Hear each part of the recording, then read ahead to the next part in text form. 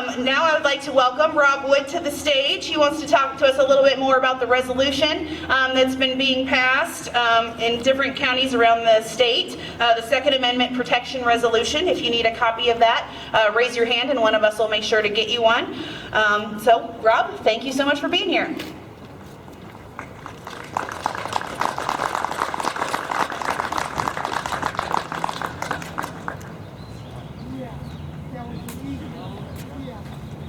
All right, I'm back.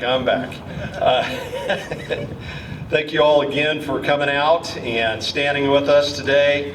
It's a wonderful, beautiful day to be out here standing up for our liberty. And there's no more critical time.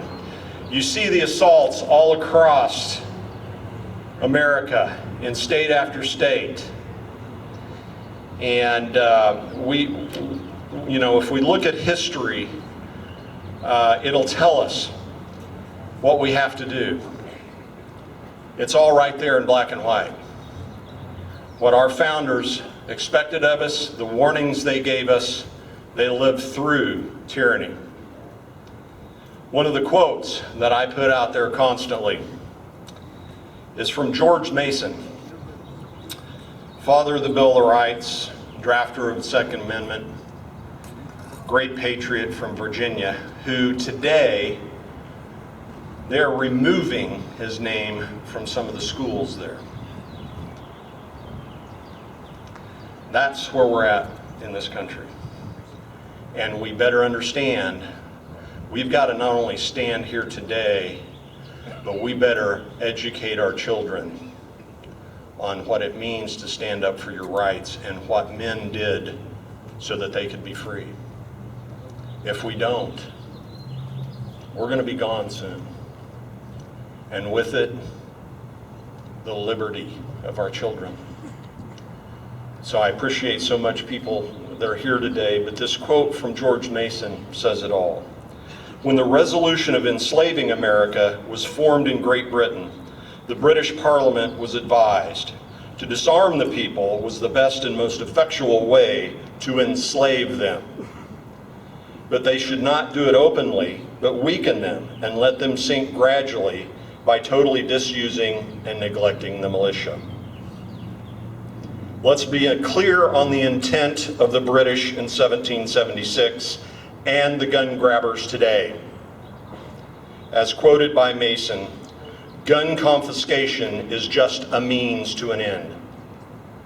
What is that end? To enslave you.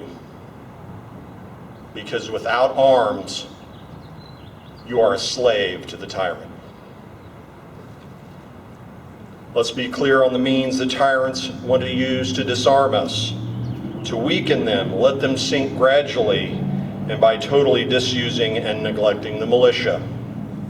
The militia from the Second Amendment, the militia from the Kansas and the U.S. Constitution. Who are the militia? We the people, armed, trained, and organized to defend ourselves, our communities, our counties, and secure our free state. That's what it is. We were always supposed to be organized to defend ourselves. The most important 13 words in the Constitution, a well-regulated militia being necessary for the security of a free state. It's the only thing our founders deemed as necessary. The same George Mason that made the quote above is the same father of the Bill of Rights that this quote is based on in his intent. They wanted to make sure we knew how necessary people organized in arms to defend was to our liberty. Shall not be infringed means nothing, because our right to bear arms will continue to be infringed if we do not organize and defend them. We must organize politically, and we must organize physically in every county and community across the state. The Second Amendment lists both an individual right to bear arms and a collective duty to organize and train and to defend our communities, counties, and to secure our free state. The framers of our Constitution and Bill of Rights knew that we must be prepared to defend ourselves. Now is the time to stand and prepare to defend our liberty and our right to bear arms. We are seeing tyranny rising rapidly today from both foreign and domestic threats. Virginia, it's awful what's going on there, but they are showing us the way. If we watch, they are showing us. The tyrant Bloomberg bought the governor and the legislators' races in Virginia and put millions into his anti-gun agenda. Virginia gun rights organizations and gun owners activated all across the state, and 96% of the counties passed strong Second Amendment preservation resolutions saying, "We will not comply."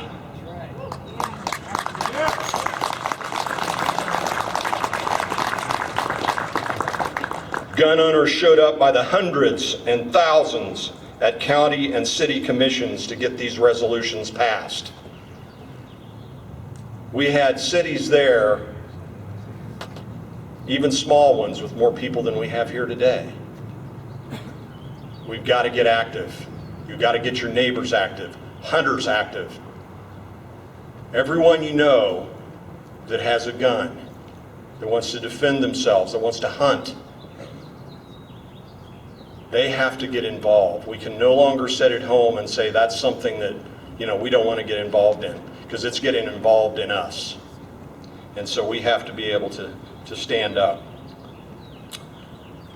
Sheriffs and peace officers were standing up, refusing to comply, and actually indicating that they would deputize every gun owner in their county if necessary to stop gun confiscation.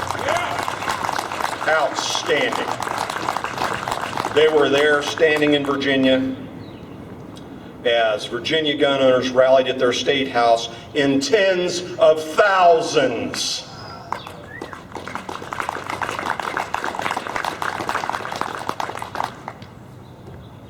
We must wake up in the state of Kansas and get engaged. It wasn't too many years ago, there was like 86% of our state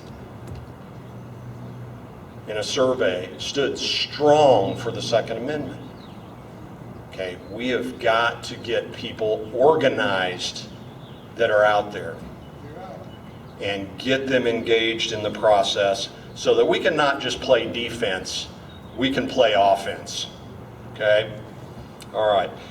It's our turn, Kansas, to stand. It's only a matter of time before these anti-gun bills hit our legislatures, and we must act now to face the threats we see today in Virginia and other states targeted by these anti-gun tyrants. All around us, every state around us, they're pushing these anti-gun laws or bills that you see in Virginia. I mean, just 20 miles from me in Joplin, Missouri, Bloomberg was there speaking the other day. And yeah, he's in every state. Every state he goes, these anti-gun bills show up, and we've got to be prepared. It's time for Kansas gun owners to stand. I hope that you'll go out to secureourfreestate.com, sign up so we can get people together, get you information, get you engaged, get a copy of the Second Amendment Preservation Resolution to pass in your county. Meet with your county commission, meet with your sheriff. Contact me. If you want my information right now, I've got business cards. I will come to your county and give a talk on this. There are people from Cherokee County that might be able to do that too if you're not too far away. And so we've got to do that, and we've got to get people engaged in that, and if I can help in any way possible, I'll do that. An early version of that resolution was passed in Cherokee County just this last Monday with the support of the county sheriff. And he's a Democrat. We won't say that. Yeah, it can be done. What it takes is what they did in Cherokee County, and I'll tell you, it was a great time. The day that that was passed, we had great, passionate speakers, men, women, hunters from hunting lodges coming in and speaking boldly. And police speaking boldly in defense of our Constitution. Can you imagine how good that feels? The best sentence I saw out there, because it went into our news and there were great news reports, and one of the stations, KOM TV, had it out there on their Facebook page and KODE, and a lady put on there, was a simple sentence. She says, "I love how my rights are being defended locally." That gives you peace of mind when your county commission, your sheriff, your peace officers understand their duty and they're willing to stand with you and defend your right to bear arms and our Constitution from all threats. That's got to happen in Kansas. Kansas should beat Virginia in getting these resolutions passed in our counties. I know there's counties calling, Cherokee County, we need to get that resolution, we need to get it passed. We'll work in your county. Nothing will happen unless we get up and make it happen. Every single day, get up and do something towards defending your rights. And a key one right now is the right to bear arms. So go out to secureourfreestates.com, please sign up. We can try to get people together in your area if we have people sign up on there and in our sign up sheets. If you're trying to get something going in your county and we have some names on there that we can connect, you probably know them from here today, but we're going to try to get more people together. Get gun owners, go out to gun clubs, ranges, all those places. They're going after ranges, they're going after gun safety, they're going after hunters in these bills in Virginia and other states.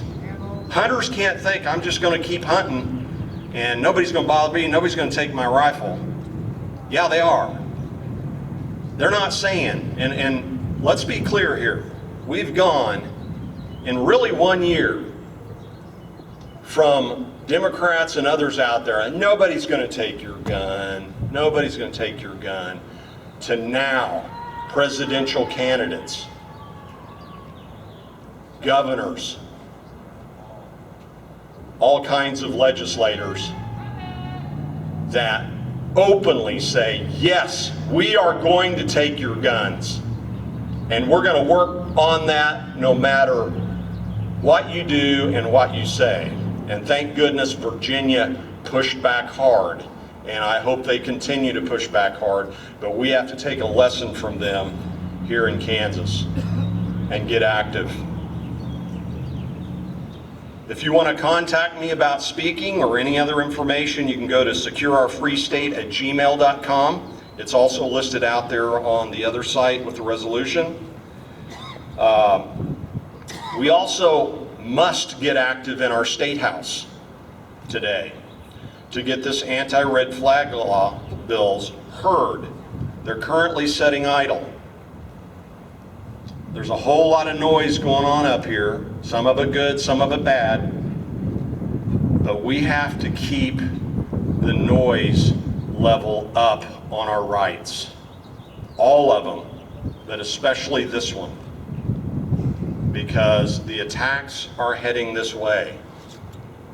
There are a few here now, but they're coming, and we have to be ready for them, and we have to be proactive in defending them.